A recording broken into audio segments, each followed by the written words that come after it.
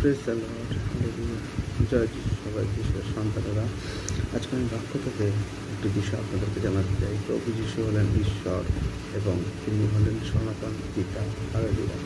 যখন তার 5 অধ্যায়ে প্রভু যিশু একজন 38 বছরের রোগীকে সুস্থ করার পরে ফরিসীরা তাকে ঘিরে ধরে এবং অনেক কিছু বিষয়ে প্রশ্ন করতে শুরু করে। প্রভু যিশু তখন পিতার বিষয়ে তাদেরকে বলতে লাগলেন। প্রভু যিশু বললেন যে, আর পিতা যিনি আমাকে পাঠিয়েছেন তিনি আমার বিষয়ে সাক্ষ্য দেন এবং তার রব তোমরা কখনো শোনো না এবং তার আকার কখনো দেখো না। হালেলুয়া। ঠিক প্রভু যিশু যেমন ফরিসীদেরকে বলছে, পিতার রব তোমরা কখনো শোনো না এবং তার আকারও কখনো দেখো না।